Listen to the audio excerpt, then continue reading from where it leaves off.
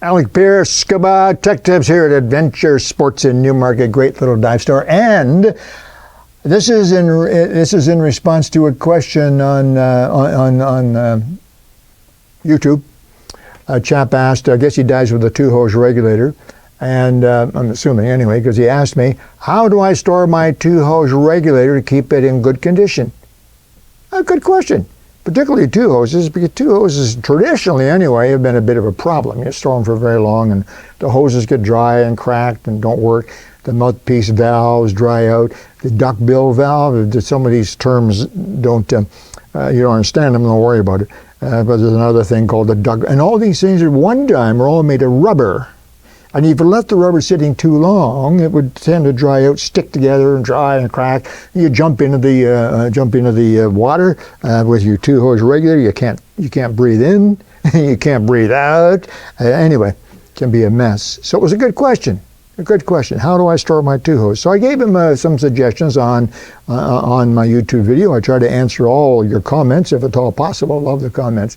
Get some great ideas from them. But I thought I would touch on it today because a lot of divers are using the old-fashioned style of regulator.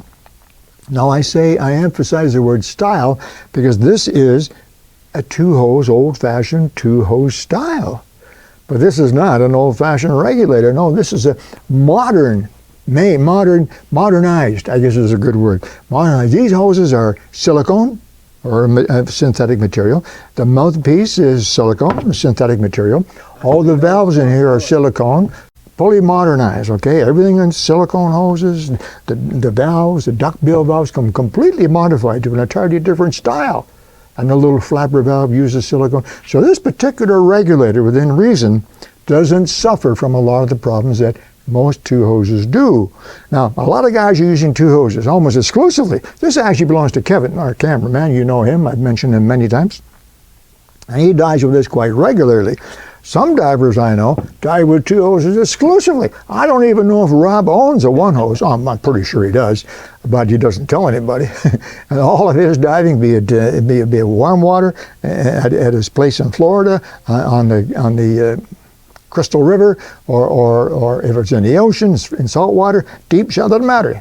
He's always using a 2-hose. He just loves 2 hoses.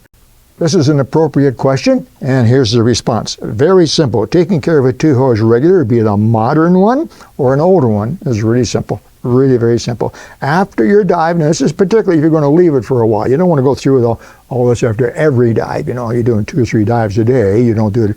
But if you're not going to be using it for a while, well, take your trusty screwdriver. It could be a small slot, or it could be a small Phillips, commonly called a star.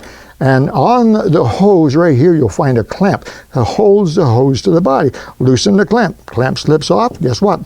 Hose slips up. There's the clamp. There's the hose. Yeah, same on the exhaust side over here.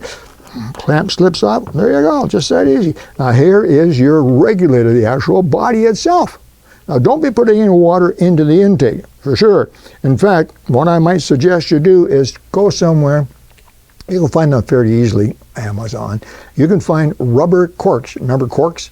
Yeah, they're going to wine bottles, but this is a little bit different. A rubber cork fits in there perfectly, seals it right off. Not so important on the exhaust side because the exhaust side often gets water in there anyway. And of course, you want to be sure that your dust cap, no idea why it's called a dust cap. Have you ever seen dust underwater? Anyway, it should be called a water cap. Dust cap is firmly in place with a good old ring. Screw it down so no water gets in there. Now take this thing here and just dip it into good fresh water. Whether you've been diving in fresh water or salt water is academic. Doesn't matter. Dip this in fresh water afterwards. So why do I say if you've been diving in fresh water you should do that? Well, because when you exhale in any regulator, 2 hose or single hose, when you blow out, everything in your mouth goes through that hose and into that exhaust box, it's called the box, out these holes. Everything in there gets covered with whatever's in your mouth. Now, I don't know about you. Now, my mouth is pretty clean. But there are things in my mouth that will go in there and make it gooky and gunky and smelly eventually and everything else. You got to get that out. So salt water or fresh water, as I just suggested, make sure water goes through all the holes except the one you've corked up. There you go. That's your first stage, or your body. Shake it nice and dry. Set it someplace to dry it, not in the sun. What about the hoses? Well, the hoses are even simpler. Get the garden hose.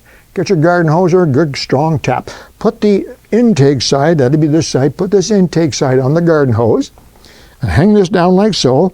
Plug the mouthpiece with your thumb, turn on the water. Water flows through, let it flow for a couple of minutes all through there. Make sure lots goes through the exhaust hose so you've rinsed it really, fresh water of course, rinsed it really, really well. That's it. Turn out the water, give it a good shake, let it dry out of the sun, right? Okay, and then take the whole thing. What do you do then after it's nice and dry? Well, you take it, you fold it up nice and carefully, and you put it into a Ziploc bag, a sealed plastic bag. And it goes. Keep the 2 clamps with it. Put the body in another bag if you like, and store it. It'll last forever.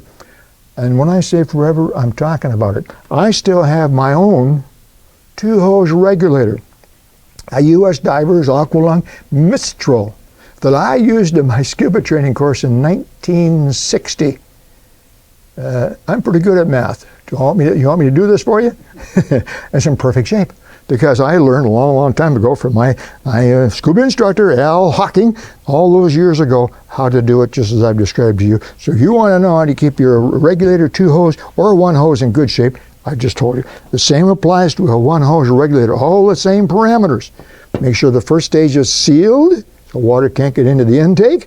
Rinse the first stage, rinse the hose out really well. And when you come to the second stage, just as with that 2-hose, when you breathe out, everything in your mouth. Yeah. Hopefully you haven't got too bad a cold. Okay. I hope you weren't up all night drinking rum. Whatever. Anyway, everything that's inside your mouth goes in through that mouthpiece. And out through the exhaust, through the little rubber flapper valves, and mushroom valves are called, out through, and that gets pretty, I've seen a lot. I did a lot of service over the years, trust me, and some of them were not very pretty. So make sure that you put lots of water. Put this mouthpiece under the water tap or the garden hose, turn the water on, and the water will squirt out. Let it run for a half a minute, 10, 15 seconds, shake it all out nice and dry, set it out of the sun to let it dry, and again, if you can, put it inside of a Ziploc bag. Ba-boo. Your reg will be in good shape forever. It's just that simple. It's called rinsing with fresh water, drying, and very important, sealing in a plastic bag. Keep it out of the sun, someplace not too hot. Anyway, hope that answers your question. Thanks for your comment, whoever that chap was. I'm sorry, I don't know your name. And you other guys there too. If you have similar concerns, similar questions, that's how you do it. Alec, Peirce, Scuba Tech Tips. Take care.